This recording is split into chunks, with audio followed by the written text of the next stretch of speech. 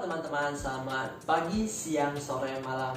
Dimanapun Anda berada, semoga tetap sehat selalu ya. Nah, tujuan kita investasi di keuangan itu kan tujuannya itu profit alias cuan dan menghindari kerugian alias lose.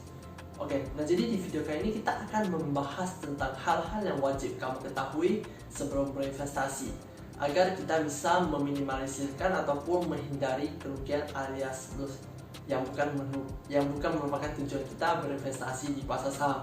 Nah, hal-hal apa saja yang perlu kita ketahui? Langsung simak aja video berikut ini. Oke, yang pertama adalah never invest in something you don't know. Alias kita jangan pernah berinvestasi di instrumen keuangan yang kita nggak ngerti sama sekali. At least kita harus punya basic tersebut. Contohnya reksadana nih, kita harus tahu konsepnya seperti apa. Reksadana kan konsepnya kita menitipkan uang kita kepada manajer investasi. Nah, berapa uang yang sekarang dia manage dan berapa sistem bagi hasilnya oleh produk reksadana tersebut. Nah, karena reksadana ini kan mereka manage dan tentunya mereka harus mendapatkan cuan dong, alias sistem bagi hasil yang keuntungannya berapa persen mereka miliki dan berapa persennya dialihkan ke kita. Nah, karena mereka manusia dan itu juga bisnis, tentunya harus ada profit yang mereka take. Nah, kita harus tahu berapa persen yang mereka ambil. At least itu some basic yang kita harus tahu sih sebelum berinvestasi di produk keuangan tersebut. Nah, yang kedua contohnya saham. Saat kita membeli saham tersebut, kita wajib harus tahu bahwa perusahaan tersebut bergerak di bidang apa dan juga industrinya seperti apa. Nah, jangan sampai kita berinvestasi di perusahaan tersebut yang kita nggak tahu sama sekali bahwa perusahaan tersebut itu bergerak di bidang apa. Nah, menurut aku itu merupakan judi sih. Alias kita hanya membeli kucing di dalam karung yang biasa orang saja. Jadi Anda pastikan Anda harus mempunyai basic dari instrumen, basic knowledge. Jadi basic pengetahuan dari produk instrumen keuangan tersebut sebelum kita mulai. Nah, yang kedua adalah gunakan uang dingin. Nah, maksudnya apa sih uang dingin tersebut?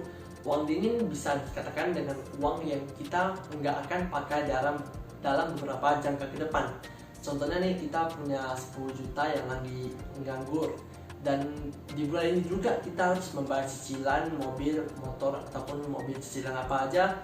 Contohnya sebesar 3 juta dan kita juga harus mengeluarkan pengeluaran tiap bulan seperti makan ataupun jika ada ngekos dan juga hal-hal pokok budgetnya.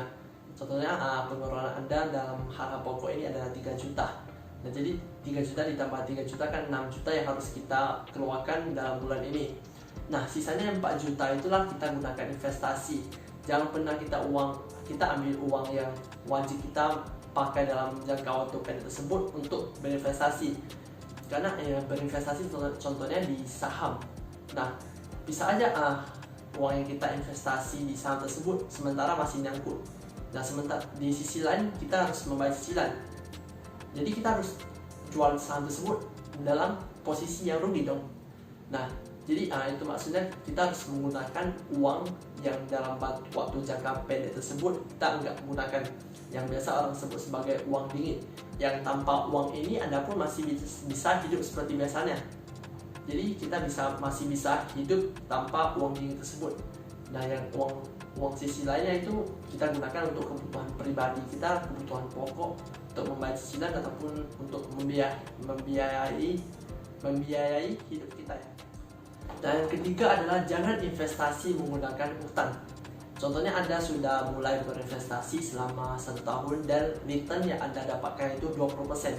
Sedangkan di sisi lain ada teman Anda yang ingin meminjamkan uangnya kepada Anda dengan bunga 10% per tahun.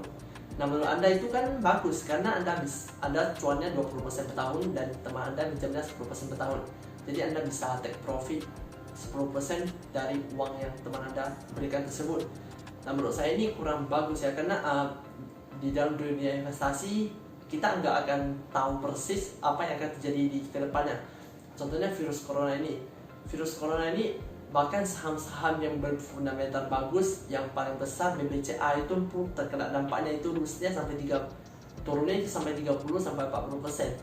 Nah, kita untuk menghindari amit-amit hal-hal tersebut terjadi, contoh hal tersebut terjadi dan Anda itu investasinya menggunakan hutang Anda itu jatuhnya bisa sangat parah, bahkan sampai minus. Jadi itulah mengapa saya tidak menyarankan kalian ataupun kita untuk menggunakan utang untuk berinvestasi, karena masa depan itu nggak ada yang bisa prediksi. Nah, misalnya kalau kita menggunakan uang sendiri, jatuhnya nggak sampai nol juga. Sedangkan kalau kita menggunakan utang, jatuhnya bisa sampai minus dan lebih susah untuk bangkit kembali. Apalagi kita yang baru pemula ini, gunakan aja uang yang kita miliki, jangan serakah untuk berinvestasi di instrumen yang kita sudah lumayan tahu ya.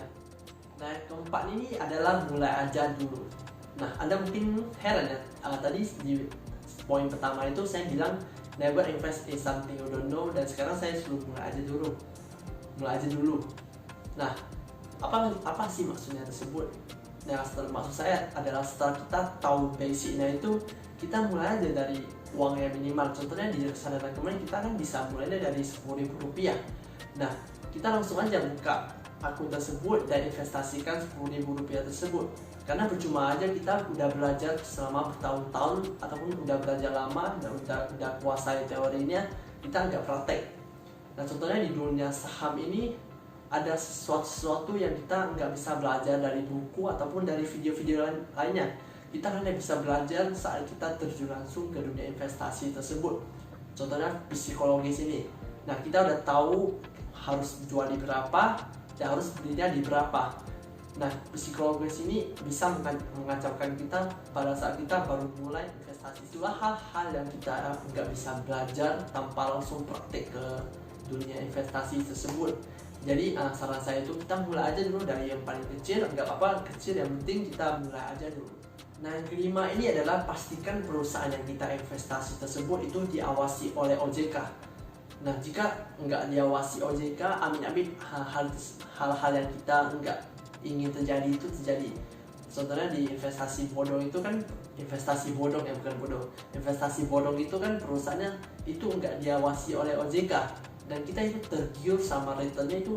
Misalnya ada yang menawarkan return 20% per bulan, itu kan nggak masuk akal jika kita bisa balik modal dalam 5 bulan, apalagi diberikan kepastian. Emang bisa sih kalau di dunia saham itu 20% per bulan, namun nggak ada yang bisa pastiin hal tersebut terjadi, pastiin bahwa return itu 20% per bulan. Bisa aja lose, bisa aja profit. Nah, jika ada yang menawarkan 20% per bulan dan yang pasti dapat itu, kita harus cek sih apakah perusahaan tersebut diawasi oleh OJK atau enggak. Nah, jika amin-amin hal yang kita ingin terjadi itu terjadi, uang yang kita sudah susah cari itu hilang begitu saja. Jadi tolong pastikan kita harus mengenal perusahaan tersebut dulu, dan untuk ceknya itu juga nggak terlalu susah sih, tinggal kita ke website OJK dan kita cari perusahaan tersebut apakah didaftar perusahaan yang sudah di-approve oleh OJK atau belum. Nah, jadi pastikan kita riset dulu terlebih dahulu sebelum kita investasi di perusahaan tersebut ya. Mau di saham kan kita pakai sekuritas, kalau reksadana kita ada pakai pihak penengahnya. Jadi semua itu ada pihak penengahnya. Misalnya kita di obligasi itu juga ada pihak penengahnya. Biasa pihak penengahnya itu adalah bank, kalau saham itu sekuritas, reksadana itu kan ada aplikasi pihak penengahnya. Jadi pastikan semua tersebut diawasi oleh OJK agar uang yang kita investasikan itu bukan kesalahan kita yang menyebabkan itu lulus, melainkan itu adalah perusahaan yang nggak bertanggung jawab membawa kabur uang kita. Itu adalah sesuatu yang nggak mau kita nggak mau terjadi. Jadi sekali lagi pastikan perusahaan tersebut diawasi oleh OJK ya. Nah, jadi itu adalah 5 poin yang harus Anda ketahui sebelum Anda berinvestasi di pasar keuangan ya. Nah, mungkin menurut Anda itu ada hal-hal lain yang wajib kita ketahui sebelum kita investasi di pasar keuangan. Itu Anda bisa juga komen di kolom komentar di bawah ini ya. Nah, dan yang perlu saya ingatkan itu, uang Anda adalah cara Anda memanage uang Anda itu adalah tanggung jawab Anda sendiri. Dan jangan mudah untuk percaya kepada orang lain. Bahkan saya sekalipun, always do your own research. Jadi pastikan Anda itu riset sendiri juga. Jangan hanya menerima mentah-mentah dari saya maupun dari orang lain, karena kita itu manusia, bisa aja salah. Jadi pastikan Anda do your own research, dan jika salah itu Anda evaluasi kesalahannya di mana. Oke, jadi video kali ini kita hanya sampai di sini ya. Jika Anda ingin mendengarkan topik lainnya, itu Anda bisa DM ke Instagram saya atau komen di kolom komentar di bawah ini ya. Thank you for watching and see you in the next video.